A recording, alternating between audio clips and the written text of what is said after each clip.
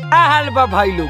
आज की सारी वीडियो परीक्षा पर बात, तो चलो वीडियो शुरू कर जाओ। जवन जवन सोचा तारू तोहार सब पूरा देम इच्छा कि अरे जवन जवन सोचा तारू तोहार सब पूरा देम इच्छा। आ कहलू कि चलो ना भाग के शादी कर ले जाओ। अरे करे जा पहले पास तो कल परीक्षा।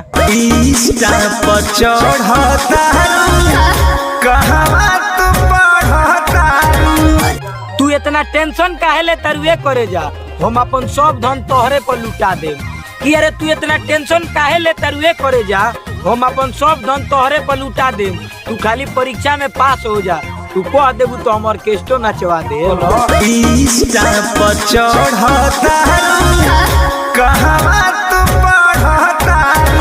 तो बस भाई लोग परीक्षा स्पेशल शायरी वीडियो यही जो रहता नहीं, भोजपुरी शायरी।